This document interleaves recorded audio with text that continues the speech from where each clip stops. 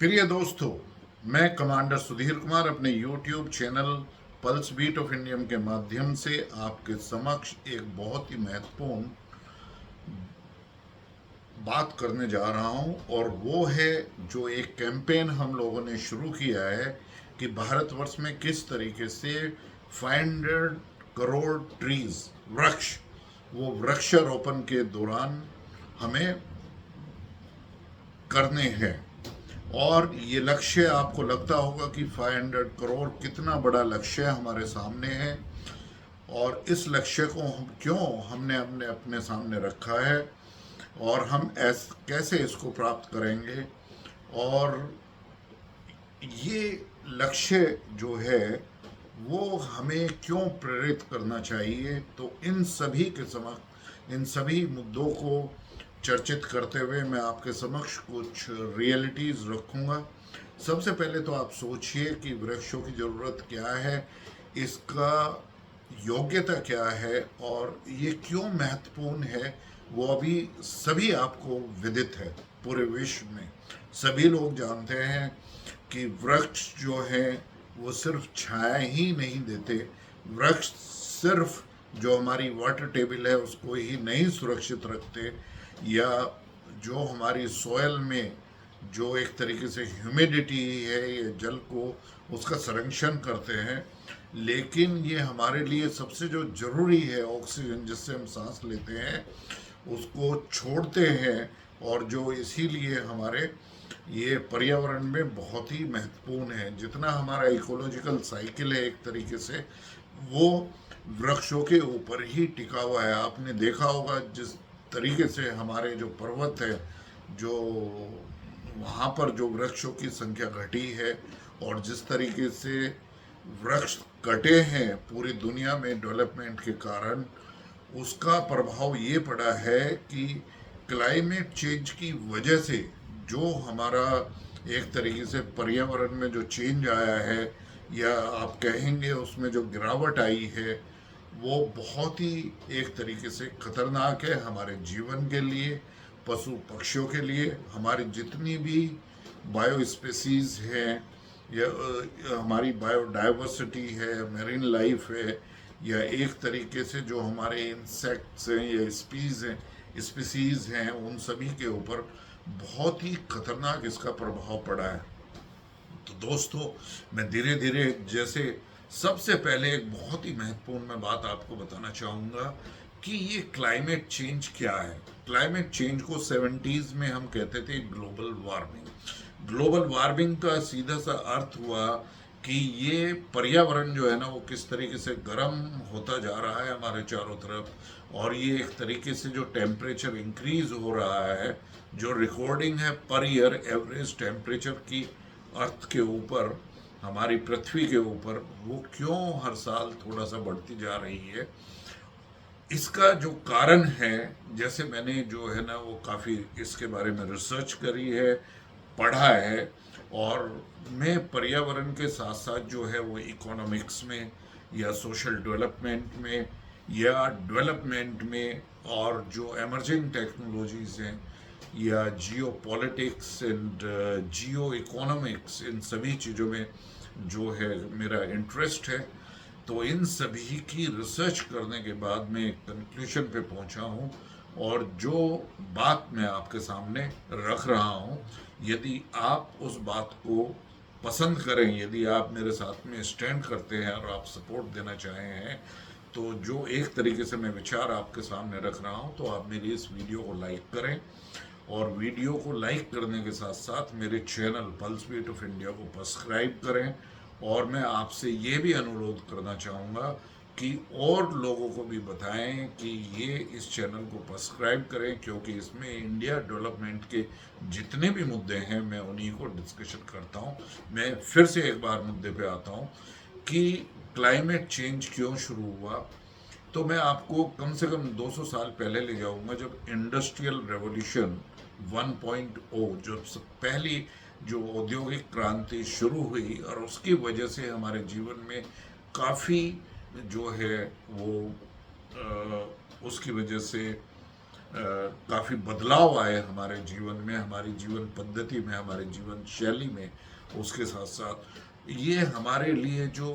बहुत सी ऐसी चीज़ें थी, जो असुविधाएं थी या जिनसे हमारी प्रॉब्लम होती थी, उन सभी को ये सुधारती गई और हमारे जीवन में नई नई टेक्नोलॉजी आती गई,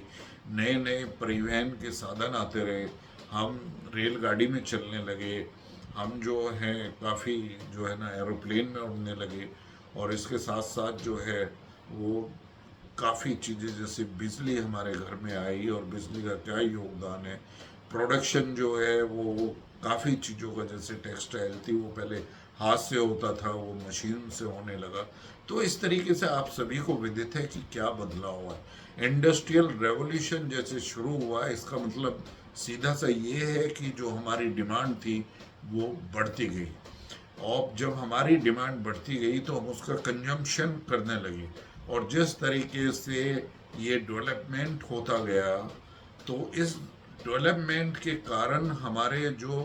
एक तरीके से जो हमारा एक तरीके से डिमांड थी, या हमारी जो रुचि थी, या जिस चीज़ का हम कंजम्पशन कर रहे थे, उसमें भी बदलाव आते गए। तो सबसे पहले मैं कहूँगा कि इंडस्ट्रियलाइजेशन शुरू हुआ। ये जो इंडस्ट्रियल रेवोल्यूशन और औद्योगिक क्रांति हुई 1.0, 2.0 एंड 3.0, तो आप देखेंगे कि चारों तरफ जो हमारी मदर नेचर थी आज से 200 साल पहले, या उससे पहले, जब औद्योगिक क्रांति नंबर 1 या इंडस्ट्रियल रेवोल्यूशन IR 1.0 शुरू हुई, तो पहले इंडस्ट्रियलाइजेशन शुरू हुआ, और इंडस्ट्रियलाइजेशन से जो है वो प्राइवेटाइजेशन शुरू हुआ। तो हम लोग जो एक तरीके से सोशल कमिटमेंट थे,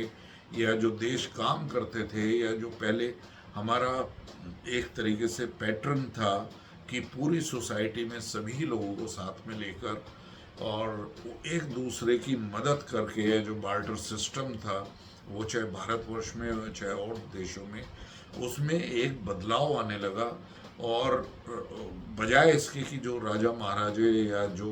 और इंडिपेंडेंट कंट्रीज़ में जो गवर्नमेंट का एक कमिटमेंट था जनता के प्रति, वो हटता गया, और उसमें प्राइवेट प्लेयर,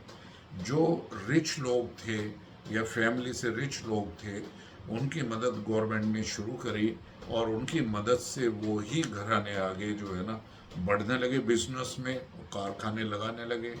और हमारी जो डिमांड की चीज़ थी, या हमारी जो एक तरीके से जो कंजम्पशन था, उसकी रिक्वायरमेंट को भरने के लिए वो अपने कारखाने लगाते गए, और वो रिच होते चले गए। तो इंडस्ट्रियलाइजेशन शुरू हुआ, इंडस्ट्रियलाइजेशन से प्राइवेटाइजेशन शुरू हुआ, और प्राइवेटाइजेशन से आप देखेंगे कि जो रिच लोग थे पहले से ही जो है ना और रिच होते गए। मैं ये नहीं कहूँगा कि उसमें बीच बीच में स्टार्टअप नहीं आए, स्टार्टअप आए, स्टार्टअप इकोसिस्टम, नई नई कंपनीज आई, ये, लेकिन वो बहुत तेज़ी से आगे बढ़ी, क्योंकि उनके साथ जो है ना गवर्नमेंट और जो हमारे पॉलिटिशियंस थे, या जो एक तरीके से एडमिनिस्ट्रेटिव कैडर था, वो उन्हीं सबको जो है ना वो आगे चलाता गया। और इसी तरीके का पैटर्न भारतवर्ष में भी शुरू हुआ। लेकिन as a whole in the entire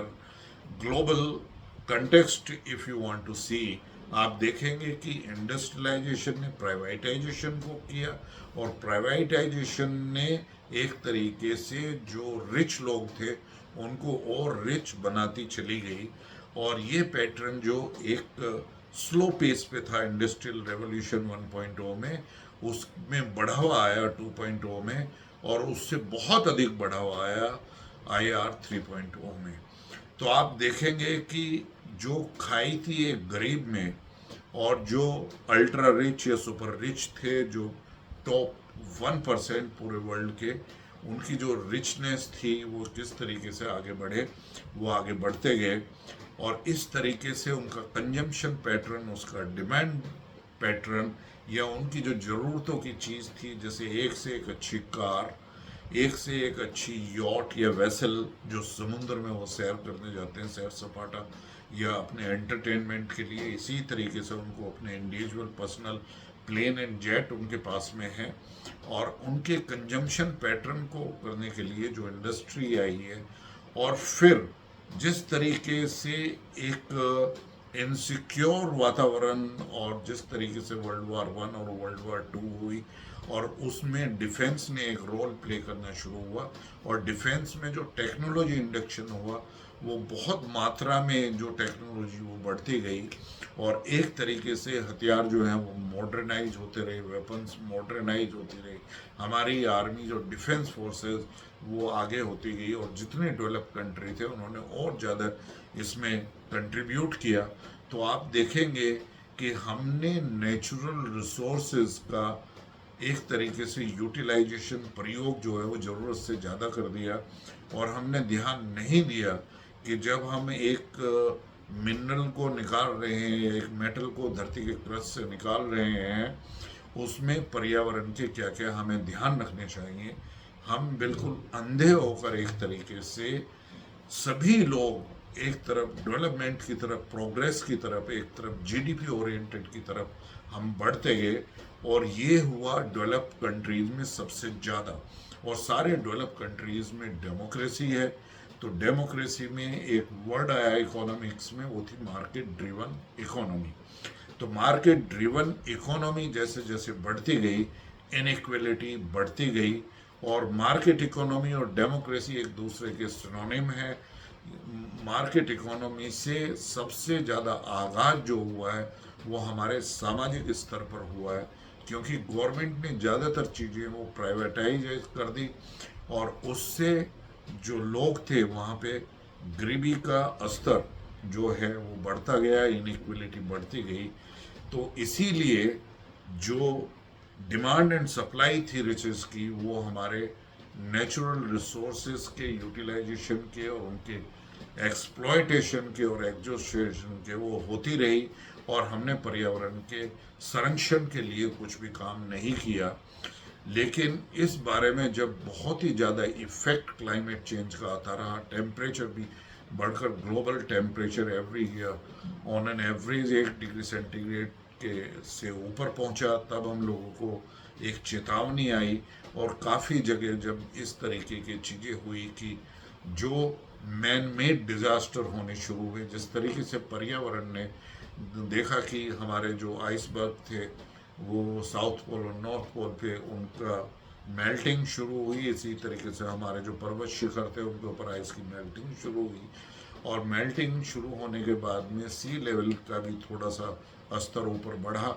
और ये टेम्परेचर लगातार अब ये 1 डिग्री सेंटीग्रेड के ऊपर जा रहा है। तो ग्लोबल वार्मिंग के बाद में हमने इसे क्लाइमेट चेंज का नाम दिया। फिर इसके ऊपर जो है ना चर्चा होने लगी, और अब हम सभी लोग एक ऐसे टिपिंग पॉइंट पर बैठे हैं जहाँ पर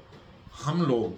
ऑलरेडी, मेरा तो कहना था आज से 4-5 साल पहले मैं कहता था कि हम ग्लोबल कलेक्टिव एफर्ट्स में अपने वातावरण के संरक्षण में, अपनी मदर नेचर के संरक्षण में, या उसके प्रोटेक्शन में, एनवायरमेंटल प्रोटेक्शन में, हम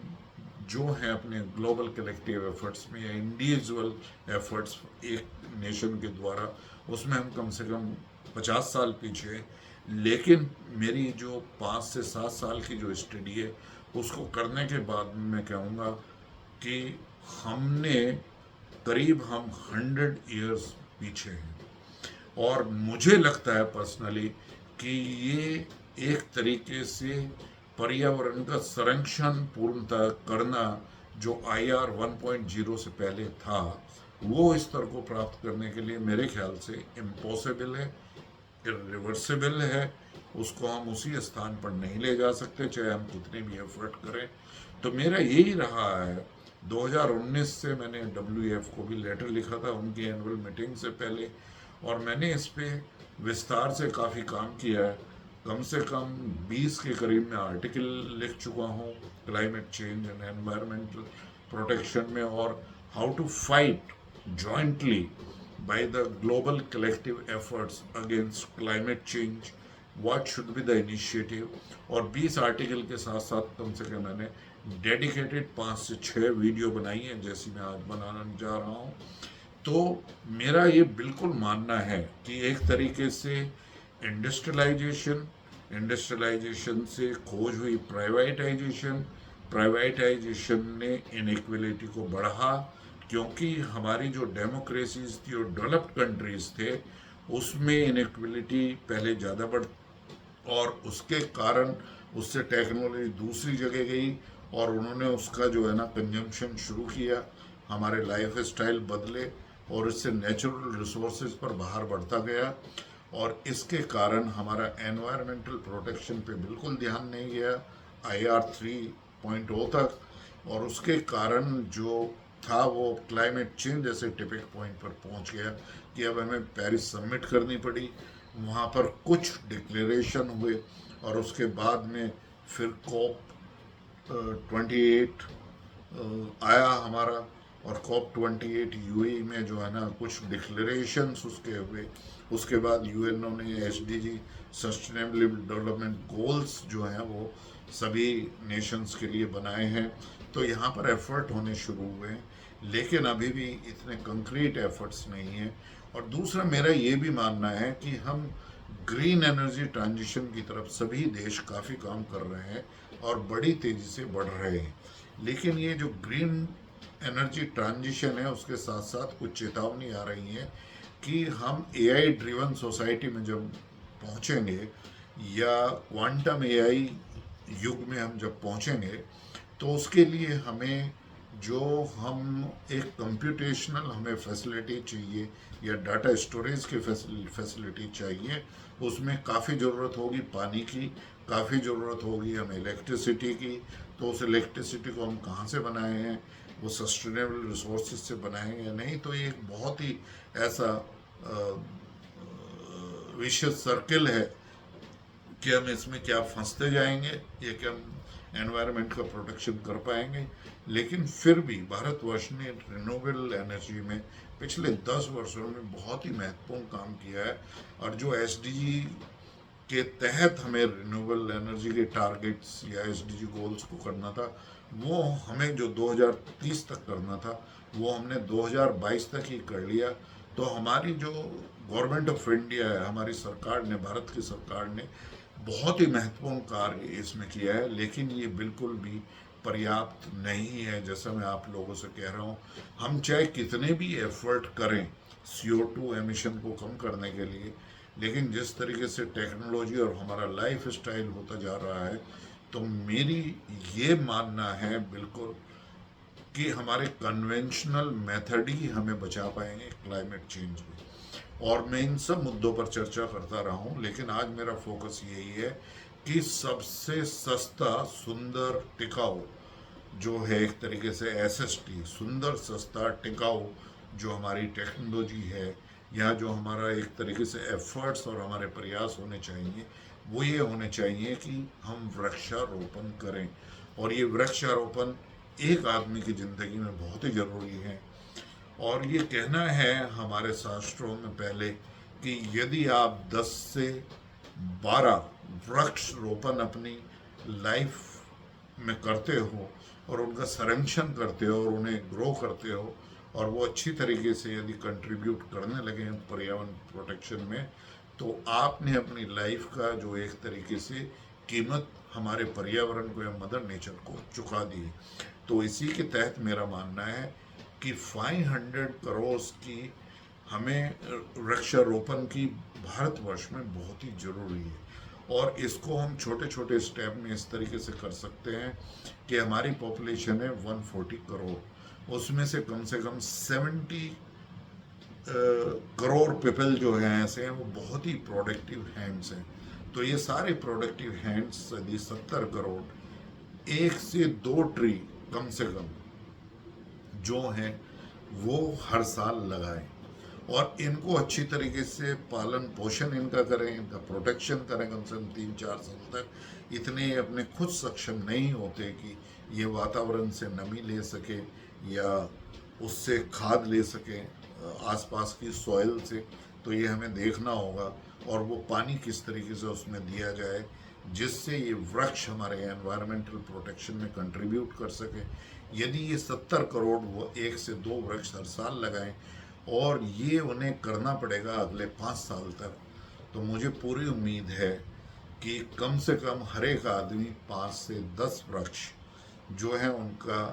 सिर्फ वृक्षारोपण ही नहीं करेगा बल्कि उनका संरक्षण भी करेगा। और ये आप अपनी सराउंडिंग्स में भी कर सकते हैं। और इसी महत्वपूर्ण मैसेज को देने के लिए मैं बहुत ही प्राउड फील कर रहा हूँ एंड बहुत ही अच्छा फील कर रहा हूँ कि हमारे प्रधानमंत्री जी ने आज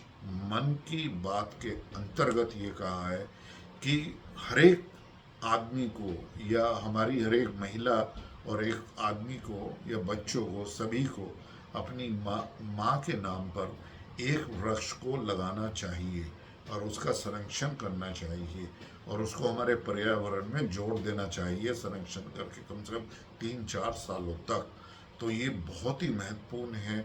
क्लाइमेट चेंज को फाइट करने के लिए। और जो आप देख रहे हैं कि गर्मी कितनी चल रही थी, अभी तो आज बारिश हो गई है, इससे 2-3 दिन पहले भी मैं दिल्ली एनसीआर में हूँ, चारों तरफ बारिश हो रही है। अब आप देखेंगे कि बाढ़ आ रही है जगह जगह। लेकिन इन सभी चीज़ों को कंट्रोल करने के लिए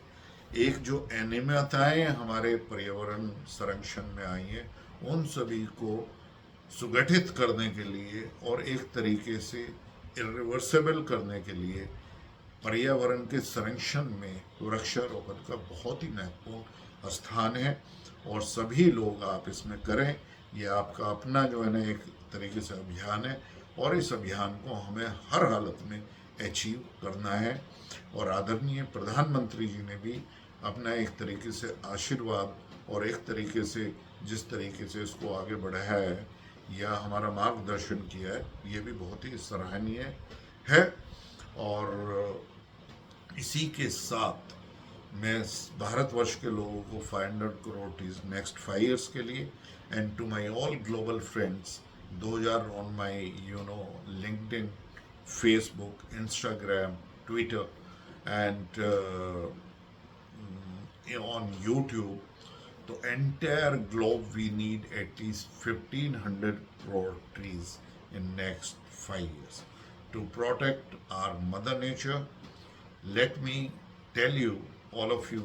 although you know, the mother nature is God. The mother nature is ultimate. The mother nature is savior of you. And today our soil, our water, our air and our space all are polluted. So we have to save it not only for us but protect it for our future generation. तो इसी के साथ यदि आपको ये video पसंद आया तो आप इसको लाइक करिए और फिर मेरे channel pulse beat of India को आप सब्सक्राइब करें। धन्यवाद। Thank you very much.